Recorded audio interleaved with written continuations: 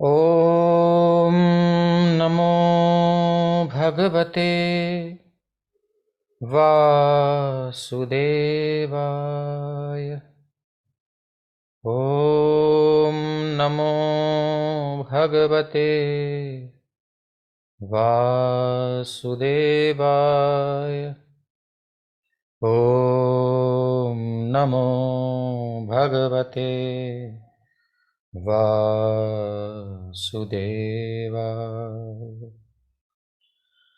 नारायणं नमस्कृत्य नरं चैव नरोत्तमं देवीं सरस्वतीं व्यासं ततो जयमुदीरयेत्। नष्टप्रायेष्वभद्रेषु नित्यं भागवत सेवया भगवत्युत्तमश्लोके भक्तिर्भवति नैष्ठिकी।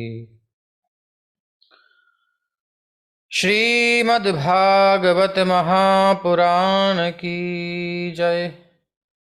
श्रील प्रभुपाद की जय। हरे कृष्ण कृष्ण कृष्ण हरे हरे, हरे राम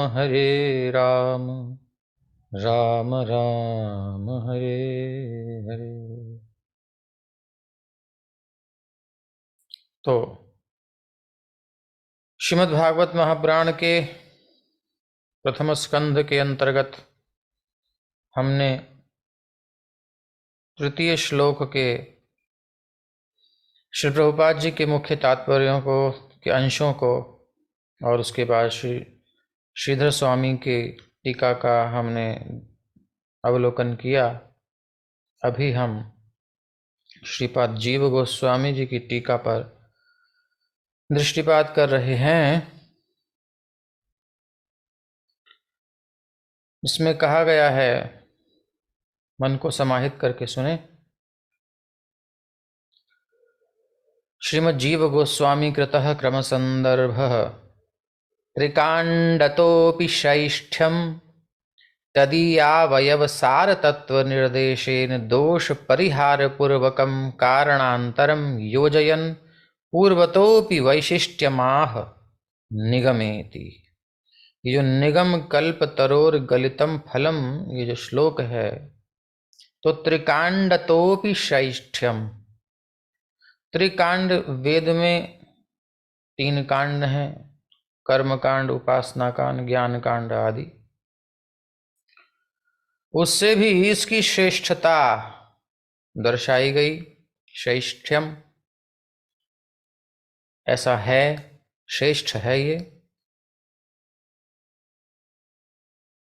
तदीयावयव, अवयव मतलब जैसे कि वृक्ष में या किसी ड्रिंक में क्या क्या मिला है, इसमें क्या क्या इंग्रेडिएंट्स कह लीजिए।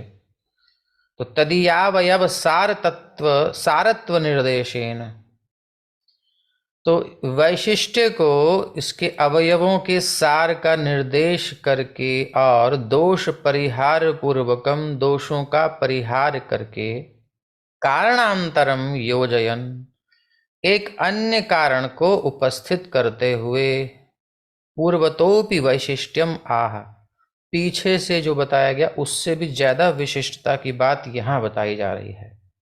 पहले जो वैशिष्ट्य था त्रिकांडतोपि शैष्ठ्यम, लेकिन आगे और कुछ विशेषता बता रहे हैं, अर्थात मुक्ति दशा में भी इसकी आस्वादनीयता का, यानी इसको हम अनुभव कर सकते हैं, सुख ले सकते हैं मुक्ति के बाद भी, मुक्ति की दशा में भी, उपस्थित होने के बाद भी। यानी मुक्ति के बाद जो रस प्रभावी होता है वो ये ही है। मुक्ति से बड़ा कोई रस नहीं है, लेकिन मुक्ति से बड़ा इसका रस है। तो ये पूर्वतोपि वैशिष्ट्यम,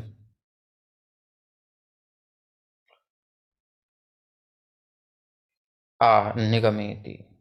क्या कह रहे हैं श्लोक में, अब बता रहे हैं, हे भावुकाः, हे भावुको। भावुक की हमने कल परिभाषा समझ ही ली है। रसज्ञाः रस विशेष चतुराः। और भावुक मतलब भगवान के प्रति भावना से युक्त, उसके इमोशनल सेंटिमेंट्स भगवान के लिए जाते हैं, तदीय वस्तु में जाते हैं। श्री कृष्ण संबंधी कहीं जाएंगे, लेकिन इंद्र तृप्ति संबंध में नहीं होता वो भावुक, वहां कठोर होता है। परम मंगलायना ये रसिका भगवत प्रीति रसज्ञा इत्यर्थः। भावुकाः का अर्थ अब यहाँ अच्छे से समझ लीजिए। परम मंगल निधि भगवत प्रीति रसज्ञ, भगवत प्रीति रसज्ञा, भगवत यानी भगवान की, प्रीति यानी प्रेम, आसक्ति, लगाव, स्नेह, राग, अनुराग, भाव आदि सब आ जाते हैं। उसके ज्ञ जानकार हैं, उसे समझते हैं, यानी रस विशेष को किस प्रकार वर्धन करना है, क्या करना है, यानी कृष्ण को कैसे सुख मिलेगा। राधा कृष्ण की सेवा करनी है, गुरुवर्ग की सेवा करनी है, उनको संतुष्टि कैसे होगी, हमारा यही काम जो है जानते हैं, जो उनको कहते हैं रसज्ञा इत्यर्थः, यही अर्थ है। यानी भगवत सेवा में उनको संतुष्टि देने की भावना। अभी हम क्या सोचते हैं, हम अपनी संतुष्टि की बात सोचते हैं, इसको बदलना है। जब तक स्वसुख वासना है, ये रस समझ में नहीं आएगा, इतना भी कोई समझा ले समझ ही नहीं आएगा। दूसरा प्लेन है, उसके लिए पहले चेतना के स्तर को उठाना पड़ेगा, तब समझ में आएगा। समझ में नहीं आए तो क्या करें, बोले सुनो, सुनते सुनते श्रद्धा पूर्वक सुनो, समझ में नहीं भी आया तो लाभ तो करता ही है। दवाई खाते हो, दवाई में क्या क्या सॉल्ट है, उसके अंदर क्या क्या पड़ा हुआ है नहीं पता होता, लेकिन वो काम तो करता ही है ना। तो इसलिए हर चीज समझ में आए आवश्यक नहीं, आप धीरे धीरे समझ पाएंगे। चेतना का स्तर जैसे जैसे तमोगुण से रजोगुण से निकलेगी, चेतना हमारी मुक्त होगी इस प्रभाव से, दूषण से, वैसे ही चीज रिवील होगी, अनुभव होगी। फिलहाल कुछ पकड़ाने का प्रयास तो किया ही जा रहा है, जितना आचार्य के द्वारा उतना पकड़ने का प्रयास करें, और ये चित्त में जा रहा है, एक समय के बाद ये अनुभव में आएगा। मतलब प्रोसेस चल रहा है, ये ना सोचें कि सब एकदम से समझ में आ जाएगा। चलते रहिए और अनुभव धीरे धीरे आप करते रहेंगे कितना हमारा परिवर्तन पहले से हो गया है। तो ये रसिकों के लिए, भावुकों के लिए कहा जा रहा है, ते यूयम वैकुंठात क्रमेण भुवि पृथिव्याम एव गलितम अवतीर्णम। तो देखो हे रसज्ञो, हे रसिको, आप जो है ना, यूयम, आप सब रसिक, जितने भी रसिक भगवान के सुख देने वाले, भगवान की भक्ति में आनंद लेने वाले, ते यूयम, वही को कैसे वे, रसज्ञा भावुका, ते यूयम, वो आप सब जैसे भावुक जन भक्त भगवान के, वैकुंठात, वैकुंठ से, क्रमेण भुवि पृथिव्याम एव गलितम अवतीर्णम, क्रमेण क्रम पूर्वक, परंपरा क्रम से, पीछे हमने देखा शिष्य प्रशिष्य शाखा पल्लव परंपराया, तो क्रमेण भुवि पृथ्वी पर, भुवि मतलब पृथिव्याम, भुवि मतलब पृथ्वी पर, एव गलितम, पृथ्वी पर ही ये पतित हुआ है, प्रकट हुआ है, उतरा है या गिरा है। गलितम अवतीर्णम, देखो ऊपर से भगवान ने ब्रह्मा जी को बोला, ब्रह्मा जी ने नारद जी को बोला, तो ऊपर से गिरता आ रहा, टपकता हुआ एक शाखा दूसरी शाखा पर। नारद जी ने व्यास देव जी को, व्यास देव जी ने सुखदेव जी को, जी ने परीक्षित जी को, या फिर सुखदेव जी ने सूत जी को, या फिर सूत जी ने अपने शिष्य प्रशिष्य, ऐसे कहीं ना कहीं ये आगे बढ़ता आ रहा है। तो क्रमेण भुवि पृथिव्याम एव गलितम अवतीर्णम, गलितम मतलब अवतीर्णम, प्रकट हुआ है, उतरा है, हमारे बीच में उपस्थित हुआ है ये फल, जो वैकुंठ का फल है। इसलिए है तो फल वैकुंठ का। अब आप देखो, बाहर के देशों से खजूर मंगाते हो, कहीं कीवी मंगाते हो, कहाँ कहाँ के फल होते हैं यहाँ खाते हो, है ना, यहाँ थोड़ी उगते हैं ये सब। वो क्वालिटी वहीं होती है जो जहाँ की होती है। अब यहाँ के मसाले जाते हैं रशिया, जाते हैं यूएस, जाते हैं विदेश में, बड़ी पूछ है उनकी। अब यहाँ की क्वालिटी वहाँ थोड़ी मिलेगी। हर चीज़ की अपनी बात है। तो भाई ये वैकुंठ से आ रहा है ये फल। वैकुंठात् क्रमेण भुवि पृथिव्याम एव गलितम अवतीर्णम। कैसा फल है जी? निगम कल्पतरो। निगम यानी वेद रूप कल्प वृक्ष, कल्पतरोह मतलब कल्प वृक्ष के रसरूप श्रीमद् भागवत नामक फल का पृथ्वी पर ही स्थित होकर आस्वादन करो। यहीं पर आस्वादन करो। तो कहीं जाने की जरूरत नहीं है। इस वैकुंठ के रस की प्राप्ति आप यहीं कर सकते हो। वैकुंठ का मतलब यहां पर कुंठा रहित स्थान, आनंदमयो अभ्यासात वाला स्थान, या फिर वेणुं कुणन्तमरविन्द दलायताक्षं बर्हावतंसमसिताम्बुदसुन्दरांगं कंदर्पकोटिकमनीय विशेष शोभम। कमनीय, इतने सुंदर हैं कि कामना चलती रहती है उनकी, विशेष शोभा है।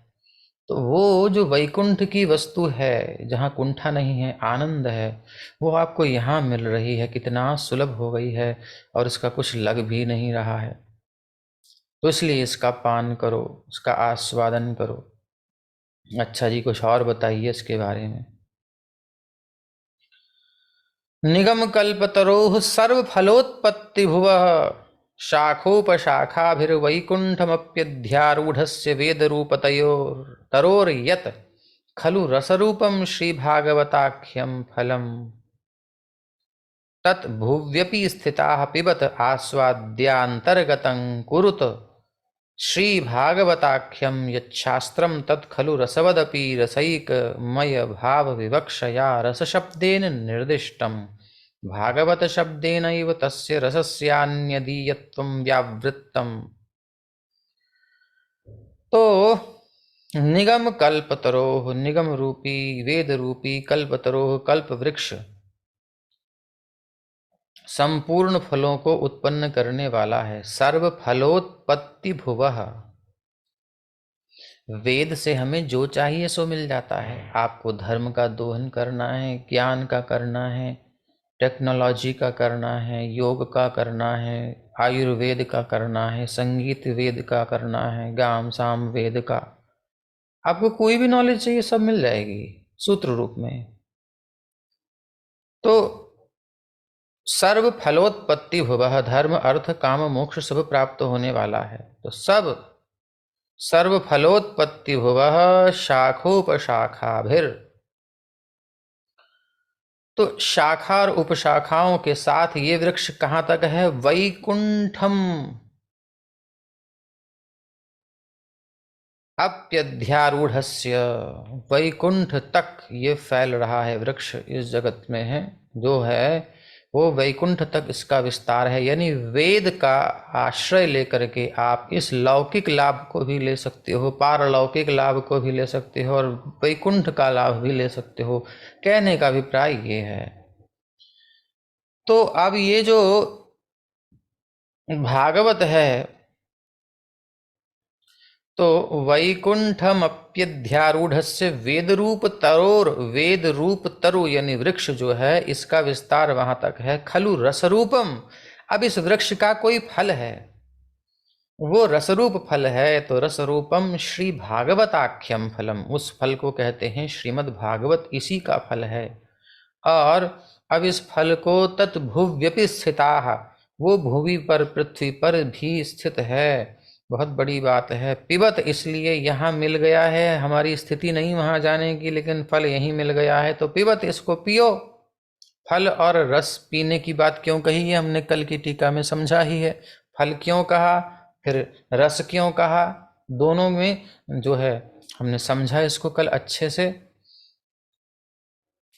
तो पिबत, इसको पियो, मतलब पीने का मतलब क्या, थोड़ा समझाइए तो सही।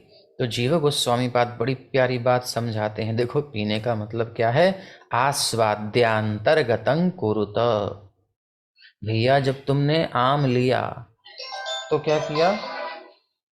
जब तुमने आम लिया तो उसको खा करके अंदर कर लिया, जब जूस पिया तो ले करके अंदर कर लिया। तो ऐसे ही भागवत का जो रस है ना, इसको आप क्या करो, इसको आप ले करके अंदर कर लो। अंदर कर लो मतलब, अरे भाई आस्वाद्यांतर्गतम, इसका आस्वादन करो, इसमें सुख का अनुभव करो और अपने भीतर उसे स्थापित कर लो। श्लोकों को बार बार मनन करना, याद करना, इस पर चिंतन करना, मनन करना, तत्क्षणवन, पहले सुनना ध्यान से, फिर प्रपठन, फिर उसको अच्छे से पढ़ना, फिर इस पर विचार करना, चर्चा करना, विचारण परो, तो उससे भक्ति उत्पन्न होगी, भगवत आसक्ति उत्पन्न होगी और भक्त्या विमुच्य नरः, और भक्ति से जीव भौतिक भोगों से, बंधनों से मुक्त हो जाएगा। तो ये है आस्वाद्यांतर्गतम, आस्वाद करो, अंतर उतार लो, अंदर बसा लो, यानी कि जो दिल में बसता है वही तो दिखता है। तो भक्त को केवल भगवान दिखते हैं, उनकी सेवा दिखती है। ऐसा बसा लेना है जहां देखो जित देखूं तित श्याममयी है। तो कुरुत, ऐसा करो, एक आदेश सा दे रहे हैं। पिबत आस्वाद्यांतर्गतं कुरुत, करिए करिए, एक आग्रह भी कर रहे हैं। अगर आप आदेश न माने तो आग्रह माने। ये बड़े प्रेम से निवेदन कर रहे हैं कि देखो बच्चा, इसको पियो, उसको अपने अंदर कर लो, बड़ा अच्छा लगता है। संसार के विषयों को अंदर करोगे तो विष है उसमें, वो जलाएंगे, लेकिन इसको करोगे तो बस आनंद ही आनंद है, क्योंकि ये कृष्ण ही हैं और कोई नहीं है। रस रूप में श्री कृष्ण ही हैं। तो कहते हैं श्री भागवताख्यम यच्छास्त्रम तत् खलु रसवदपि। ये जो भागवत शास्त्र है ये यद्यपि रस युक्त है, रस से युक्त है, रसमय ही है।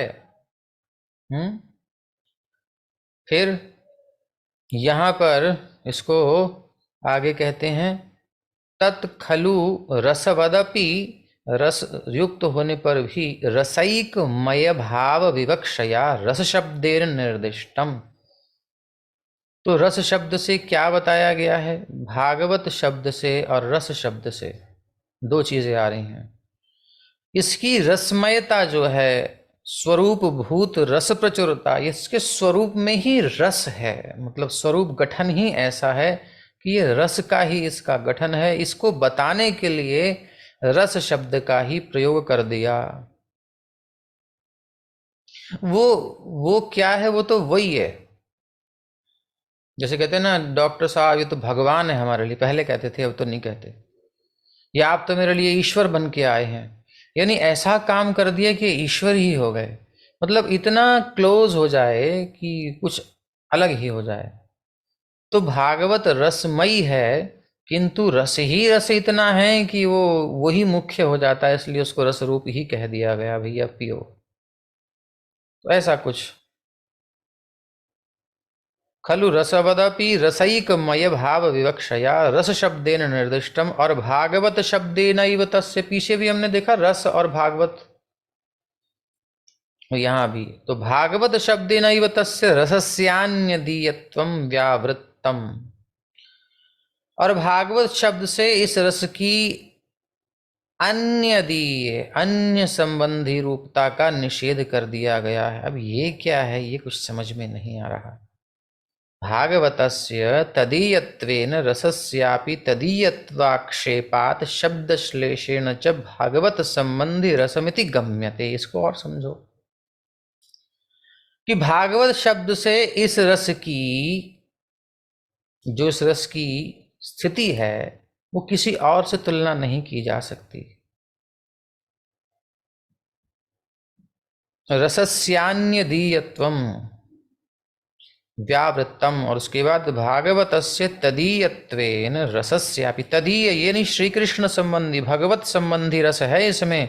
तदीय रस, तदीयत्वेन रसस्यापि तदीयत्वाक्षेपात्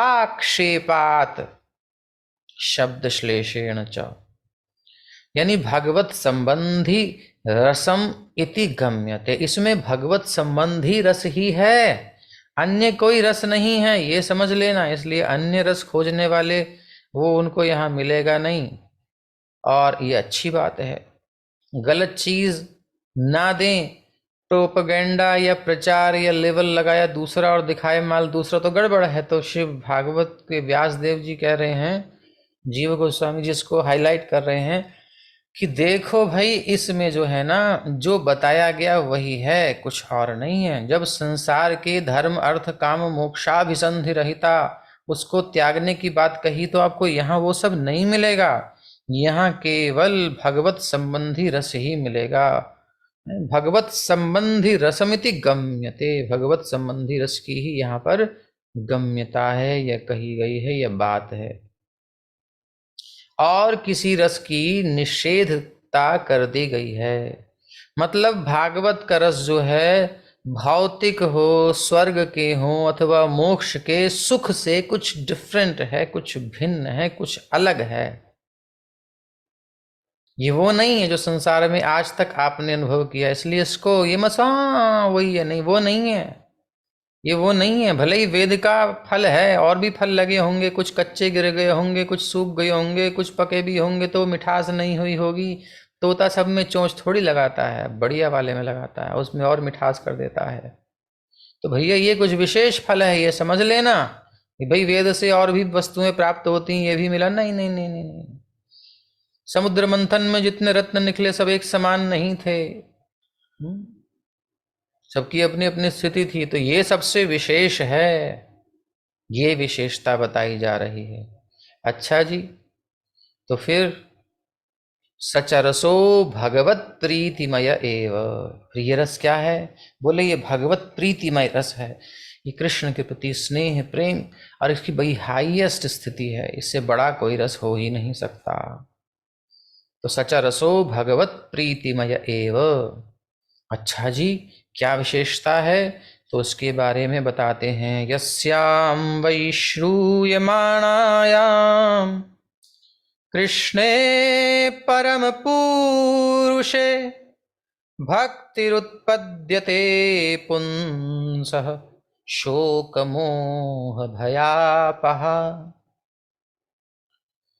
भागवत 177 में इस श्लोक को दिया गया है, वही श्रीपाद जीव गोस्वामी ने बताया है कि देखो, यस्याम वै श्रूयमाणायाम, जिसके सुनने मात्र से क्या होता है, श्रूयमाणायाम इत्यादि फलश्रुते यन मयत्वेनैव श्री भगवती रस शब्दः श्रुतौ प्रयुज्यते रसो वै स इति स एव च प्रशस्यते।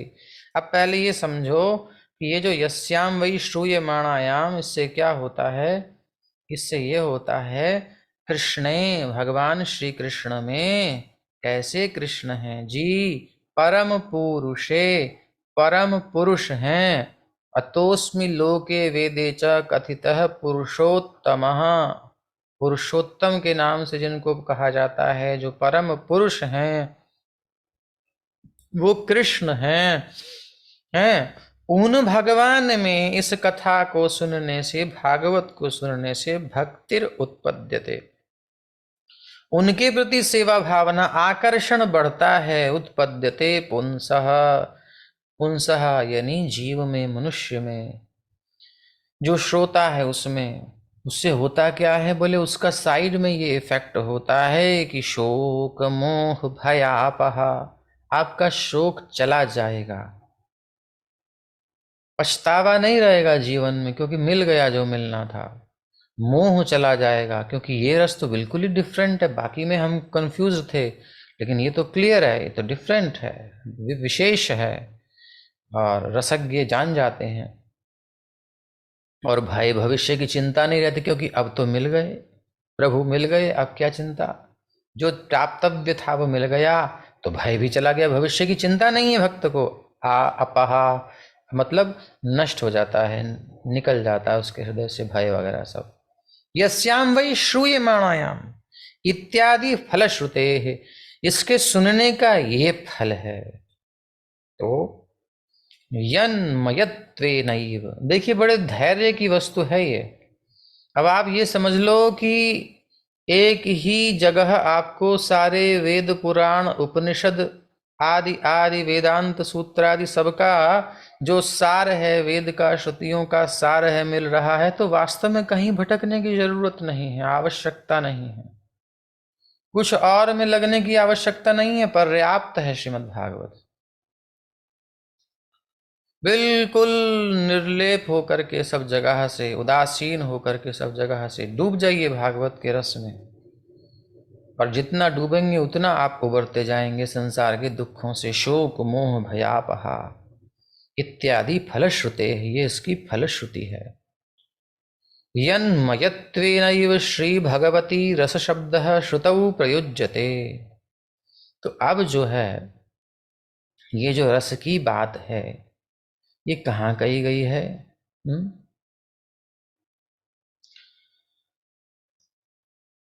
इसकी फलश्रुति फलस्तुति में भी वर्णन किया गया है। यस्याम वै श्रूयमाणायाम जो श्लोक है कि भक्तिमय होने से ही भगवान के लिए भी रस शब्द का श्रुतियों में प्रयोग किया गया है। कहाँ किया गया है? रस शब्द श्रुतौ प्रयुज्यते। बोले रसो वै स, वह रस स्वरूप है, वह रस ही है, ऐसा कहते हैं। तो इस शब्द की प्रशंसा करते हुए कहा गया है, इसी शब्द की प्रशंसा करते हुए भगवान का वर्णन किया गया है। इति एव च प्रशस्यते। और क्या कहते हैं? रसंघ्येवायं लब्ध्वा नंदी भवति।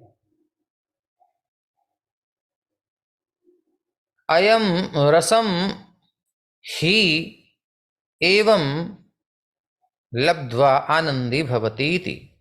इस रस को प्राप्त करके ही जीव आनंदी होता है, आनंद को प्राप्त करके आनंदी होता है। इति, इस प्रकार से। अत्र रसिका इत्यनेन प्राचीनार्वाचीन संस्काराणाम एव तद्विज्ञत्वम दर्शितम। अब जो है ना, रस शब्द की प्रशंसा करते हुए कहा गया है रसं ह्येवायं लब्ध्वा नंदी भवति। रसिका शब्द से क्या दिखाया गया है? ये दिखाया गया है कि उनमें प्राचीन और अर्वाचीन, प्राचीन अर्वाचीन संस्काराणाम एव, प्राचीन पुराने, अर्वाचीन मतलब नए भावों से, भावों के संस्कार विद्यमान हैं। इसे ही रसद विज्ञता कहते हैं। तद्विज्ञत्वम दर्शितम। और गलितम शब्द से क्या है? यानी कि ये जो रस है इसमें श्रुतियों में जो बहुत पुरानी बात है ना, जो वो बात भी है और अर्वाचीन बात भी है, जो भगवान ने अभी अभी ताजी ताजी लीलाएं करी, पीछे द्वापर गया अभी, भगवान की पुरातन भी नई भी सब इसमें विद्यमान है, सारी सब सब यहीं पे है, कहीं जाने की जरूरत नहीं। तो तद विज्ञत्वम दर्शितम, तो रसद विज्ञता कहते हैं इसे ही। गलितम क्या है? बोले गलित, गलितम इत्यनेन रसस्य सुपाकिमत्वेनाधिकस्वादुक्त्वमुक्त्वा शास्त्र पक्षे सुनिष्पन्नार्थत्वेनाधिकस्वादुत्वम दर्शितम। अब गलित को लेते हैं। गलितम से ये अर्थ निकल रहा है कि इसका रस परिपक्व हो गया है, यानी कि रस जब पक जाता है, ये आम पक गया, बिल्कुल पीक पे पहुंच गया, वो टपकने वाला है, पक चुका है अब वो गिरेगा ही। चोंच लगाई तो नहीं, तड़ाम से गिर गया, उसमें एक बाइट लेते ही गिर गया, टी टी करता हुआ तोता चोंच मारी नीचे गिर गया, पका हुआ था ही, मीठा हो चुका था, बस भोग लगाया तोता राम ने, हो गया काम। तो गलितम का यही अर्थ है कि इसका रस अब पक गया है, परिपक्व हो गया है। रसस्य सुपाकिमत्वेन, सुष्ठु रूपेण पक गया है, अच्छे से पक गया है, बस अब इससे आगे कुछ रस नहीं है, ये समझ लो, ये लास्ट स्थिति है, सर्वोत्कृष्टता है, क्लाइमैक्स है, ये बहुत ऊंची स्थिति है, सर्वोत्कृष्ट अवस्था है जो ये है। अब भागवत के अलावा कुछ मिलेगा नहीं आपको, वेदों से इससे बढ़कर नहीं मिलेगा। जहां श्री कृष्ण वेद ईश्च सर्वैरहमेव वेद्यो, वेद का उद्देश्य, वेद का प्राप्तव्य तो कृष्ण ही है, स्वयं गीता में भगवान बता ही दिया। तो अब कृष्ण रस के अलावा तो कुछ रस है नहीं, बस इसी रस का पान तो राधा रानी भी करती हैं। कुतः श्याम सिंधो रसस्यावगाह, श्लोक है ना, गदाधर भट्ट जी को जीव गोस्वामी जी ने लिख के दिया था, यही जीव गोस्वामी जी ने ही लिख के दिया था कि भाई ये कैसे, अनाराध्य राधा पदाम्भोज रेणुम अनाश्रित्य वृंदाटवीं तत्पदांकाम, असंभाष्य तद्भाव गंभीर चित्तान कुतः श्याम सिंधु रसस्यावगाह। श्याम सिंधु, रस के सिंधु का रस आस्वादन कैसे कर लिया तुमने वृंदावन का आश्रय लिए बिना, उनके भक्तों का संग किए बिना, राधा रानी का आश्रय लिए बिना, क्योंकि राधा रानी ही इस रस का आस्वादन करती हैं। उनके साथ हम सेवा, वो सेवा करती हैं, सेवा सुख लेती हैं, हम उनके पीछे पीछे उनकी सेवा में जाते हैं। तो इस प्रकार से ये बात चलती है। तो ये संपत्ति तो राधा रानी की है, किशोरी जी की है। हाँ, तो ये बहुत आगे की बात हो गई। तो कहने का अभिप्राय इससे बढ़कर कोई रस है नहीं जी, कहीं मत भटकिएगा जी, यही मिल गया है बस। अब ये एक बात और आएगी आगे, अभी आगे आएगी। मोहिनी ने अमृत दिखाया तो सही, लेकिन पिलाया केवल देवताओं को, असुरों को नहीं दिया। ऐसे ही भागवत में प्रवेश कौन कर पाएगा? सुर, जो भगवान को थोड़ा कम से कम समर्पण करना जानेगा। जैसा भी है मैं नहीं समझ पा रहा, लेकिन ये है तो श्रेष्ठ वस्तु, तो कोई बात नहीं, अपन वेट करेंगे, प्रभु जब कृपा करेंगे तब प्यूरिफिकेशन की वेट करेंगे। ये नहीं कि टपक जाएं सीधा दशम स्कंद में, भाई हम प्रथम स्कंद से शुरू होंगे, सुनेंगे, सुनते रहेंगे पेशेंस के साथ, धैर्य के साथ, धीरे धीरे शब्द समझ में आएंगे।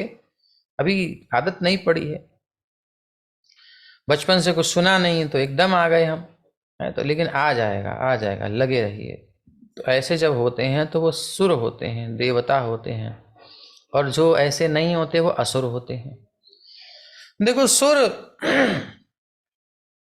सुर से सुर मिलता है तब बात बनती है, और असुर से असुर मिलता है तो बात नहीं बनती। आप देख लो, जब असुर आपस में अमृत को लेके भागते हैं, रस तो उनको भी मिला, समुद्र मंथन से निकला अमृत, और असुरों ने झपटा और अहम पूर्वम नत्वम नत्वम, मैं लूंगा पहले, मैं लूंगा पहले, तू नहीं लेगा पहले, तू नहीं लेगा पहले, ये झगड़ा हो रहा है, बात नहीं बन रही। असुर असुर मिल गए लेकिन बात ही नहीं बन रही।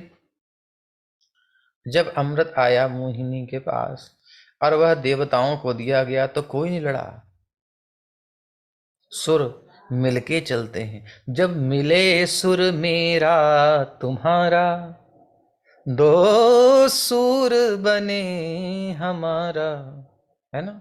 सुर की नदियां हर दिशा से बह के सागर में मिले। अब ये रस की बात है, सुरों की बात है। तो सुर मतलब कि मिलना, हमें मिलन करना है, हमें बैलेंस करना है, ट्यूनिंग करनी है, तभी तो आनंद आता है। अब ये इधर बज रहा है, उधर बजा रहा है, कोई और टोन में चल रहा है तो अजीब सा लगता है, शोर लगता है। लेकिन वही सब अगर एक रिदम में रहें, एक सुर में रहें, एक ही स्केल पर रहें, बढ़िया से एक दूसरे को कॉपरेशन करें, कितना आनंद आता है। तो भैया ये उसको समझ में आएगा जो श्री कृष्ण को कॉपरेशन करेंगे, सहयोग करेंगे उनके भोग में, उनके आनंद में, तो इनको भी आनंद आएगा। भाई कोई संकीर्तन चल रहा है, एक प्रभु जी गा रहे हैं, हरे कृष्ण कृष्ण कृष्ण हरे हरे, हरे राम राम राम हरे हरे।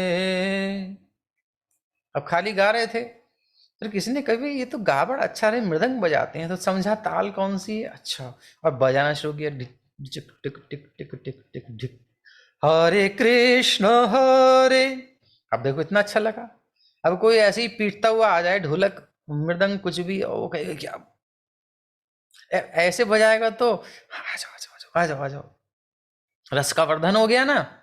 अकेले गा रहे थे, आप उसमें मृदंग भी मिल गई। अच्छा, फिर किसी ने कही भैया बड़ा अच्छा गा रहे हैं, चलो करताल लेके चलते हैं, ज्यादा कुछ ना आता अपन को। टिन टिन टिन टिन टिन टिन टिन, हरे कृष्ण कृष्ण कृष्ण हरे हरे, हरे राम राम राम हरे हरे, हरे कृष्ण हरे। अब कितना आनंद आ रहा है संकीर्तन में। फिर किसी ने कही अरे हारमोनिया लेके चलो, किसी ने कही सितार बजाएंगे अपन, कोई कहता है वॉयलिन भी जोड़ देते हैं उसमें, कोई कहता है बेंजो भी लगा दो, कोई कहता है वीणा भी लगा देते हैं, कोई कहता है अरे बांसुरी भी इसमें एक एक पीस बीच में डालेंगे, बहुत सुंदर टुकड़ा बीच में, क्या बात है।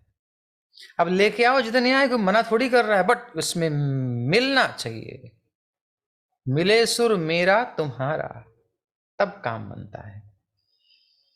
तो बात समझ में आई हो तो अच्छी बात है, नहीं आई हो तो कृष्ण से प्रार्थना करते हैं कि आपको समझ में आ जाए, और आप भी प्रार्थना करिए कि हम समझ पाए।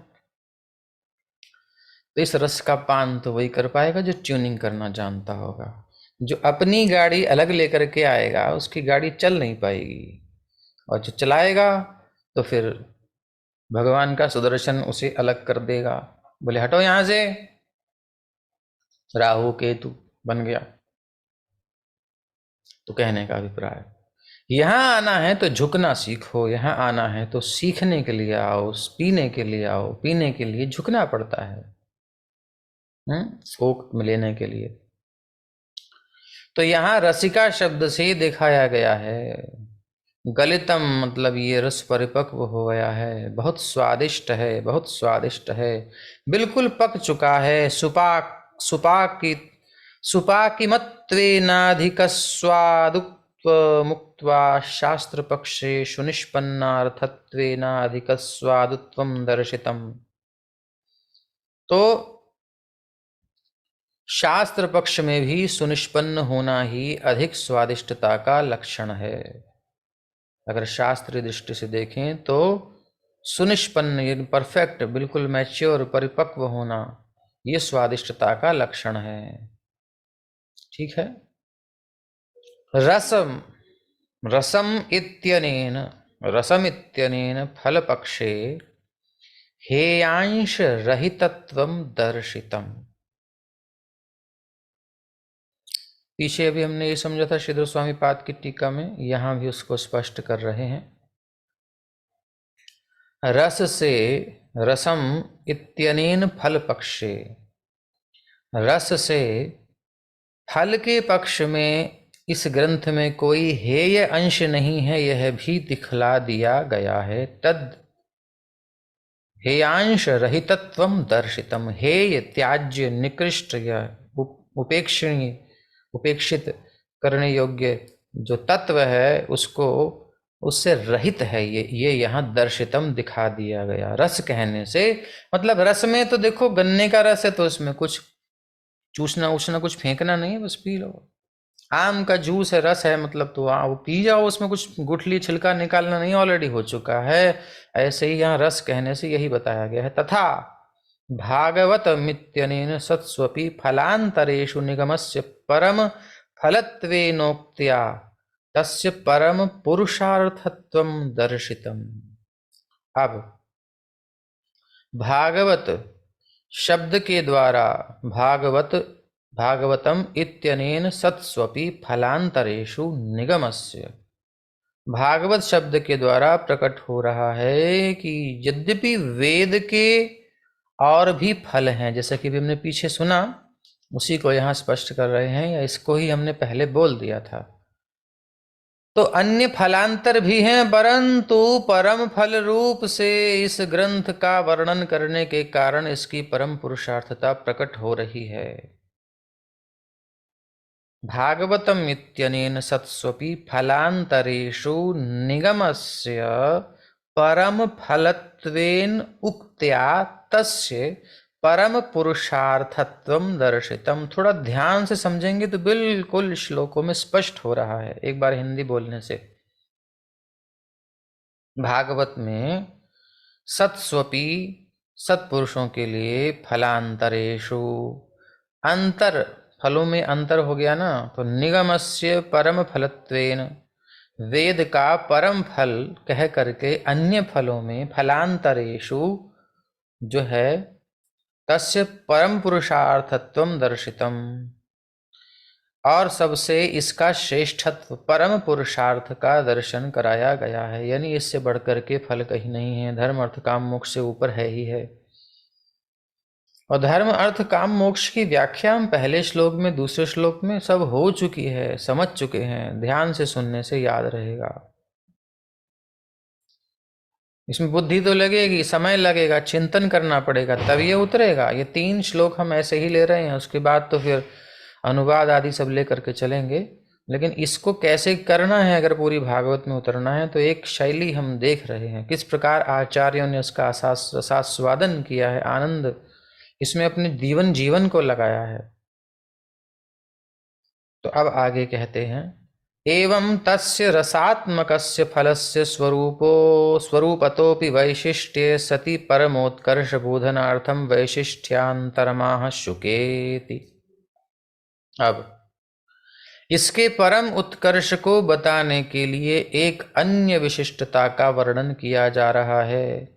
एक तो वैसे ही अपने आप में फल, मतलब ये पका हुआ फल है जी, और फल था कोई अमिया आई, बौर आया गिर गया, अमिया आई गिर गई, और कुछ आम बड़ा हुआ, अचार डलने लायक हुआ, आंधी में गिर गया। लेकिन कुछ धैर्यशाली थे, टिके रहे, और वो जो है पीले पीले होने लगे। अरे वाह भाई वाह, फिर तो पक गए। अब हल्की सी हवा आएगी, गिरने को तैयार होने बिल्कुल। अब नीचे देख रहा है व्यक्ति, कब ये टपके पका हुआ आम, तब तक तोते ने चोंच लगाई, टप टपका। तो एक पका था तो पके में श्रेष्ठता तो हो गई, लेकिन चोंच लगाने से कुछ और विशेषता हो गई। यह जो है यहां दिखा रहे हैं शुकेति, शुक मुखात अमृत द्रव संयुतम कह करके ये रसात्मक फल है, इसका स्वरूप विशिष्ट है, ये बता दिया। अब इसके परम उत्कर्ष को बताने के लिए, उसमें भी और उत्कर्ष को बताने के लिए इसकी एक और विशेषता का वर्णन करते हुए कहते हैं शुकमुखात। शुकेति का मतलब शुकमुखाद अमृत द्रव संयुतम। अत्र फल पक्षे कल्पतरुवासित्वादलौकिकत्वेन शुकोप्यमृत मुखोभिप्रेयते। यहां पर शुक कल्पतरु में निवास करने वाला अलौकिक सुख है। शुकदेव जी का जो है कल्पतरु में निवास करने वाला अलौकिक सुख है, ये अमृत मुख है।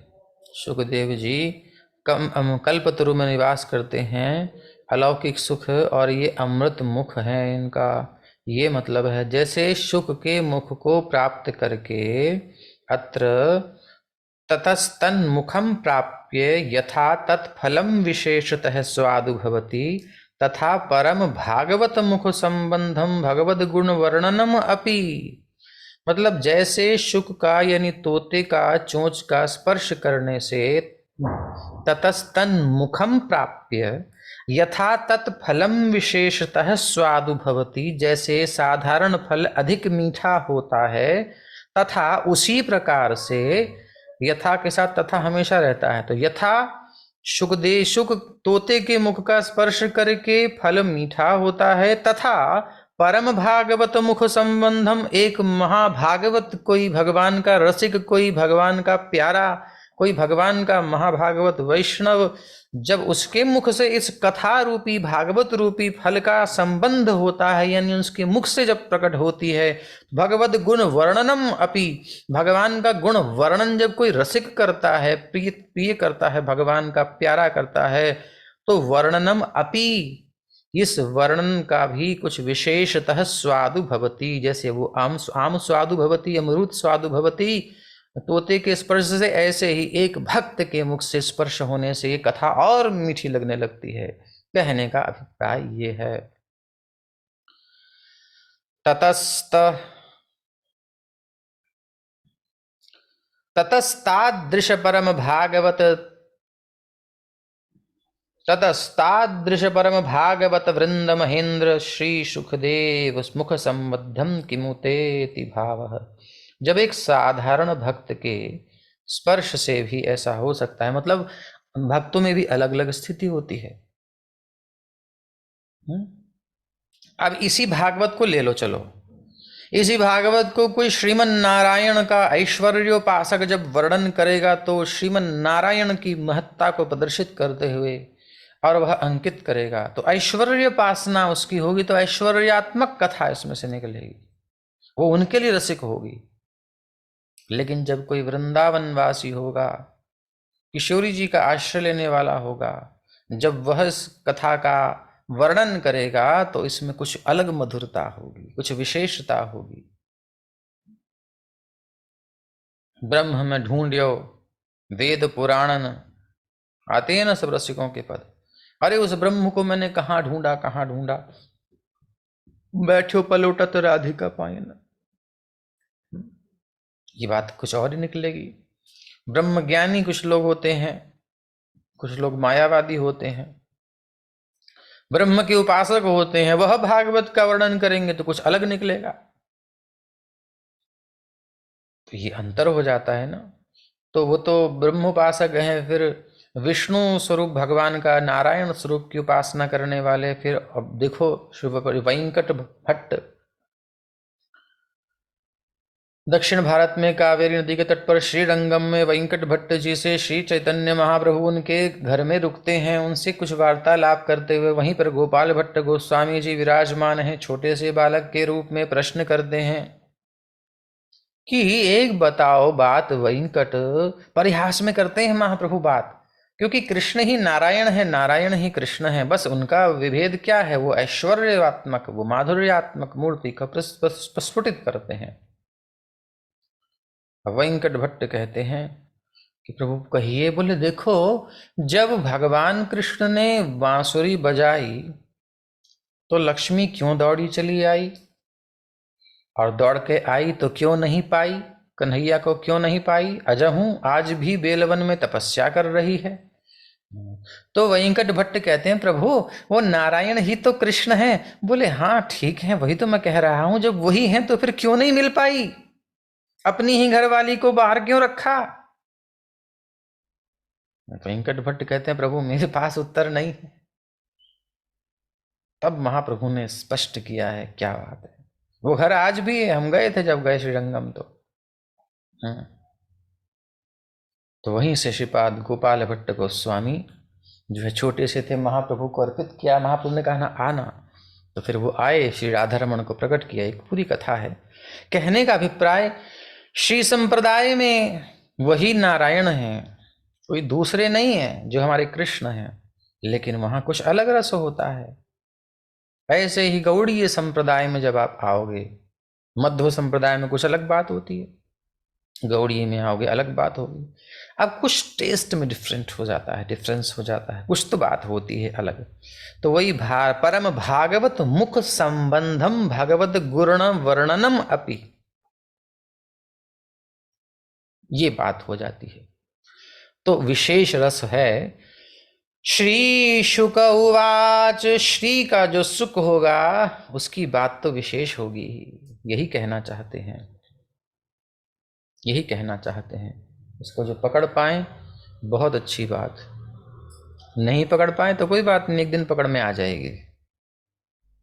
तो किसी परम भागवत मुख से संबंधित हो भगवत गुण वर्णन भी परम स्वादु हो जाता है। तो फिर परम भागवत वृंदों के महेंद्र, महा इंद्र यानी राजाधिराज यानी भक्तों के सिरमौर श्री सुखदेव, सुखदेव कौन, श्री के जो सुख हैं, श्री पालिता, श्री के द्वारा सिखाए गए, पाले गए जो सुख हैं, जो रसमयी हैं, वो रस देने वाली हैं, सारा पाठ पढ़ा करके जिन्होंने भेजा है, ऐसे ततस्तादृश परम भागवत वृंद महेंद्र श्री सुखदेव मुख संबद्धम किमुतेति भाव।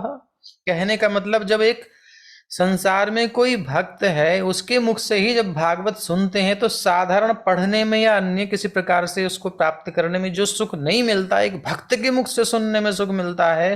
तो फिर उन भी ऐसे भक्तों में ततस्तादृश परम भागवत, ऐसे परम भागवतों में भी, भक्त वृंदों में भी जो महेंद्र हैं, जो राज हैं, यानी बड़े हैं, श्रेष्ठ हैं, रसिक हैं, ऐसे श्री शुक, जो श्री के शुक हैं, ऐसे श्री शुकदेव, उनके मुख संबद्धम, उनके मुख से संबंधित होकर के, उच्चरित होकर के निकलती हुई ये जो अमृत की कथा प्रवाहिनी गंगा यमुना या रस की धारा कहिए, किमुते, उसकी तो कहना ही क्या महाराज, इति भाव, ऐसा भाव यहां प्रदर्शित करते हैं। तो अब यहीं पर इसका विश्राम करते हैं, बाकी के अगले सत्र में लेंगे। श्रीमद्भागवत महापुराण की जय, श्रील प्रभुपाद की जय, श्री सुखदेव जी की जय। बहुत बहुत धन्यवाद। हरे कृष्ण।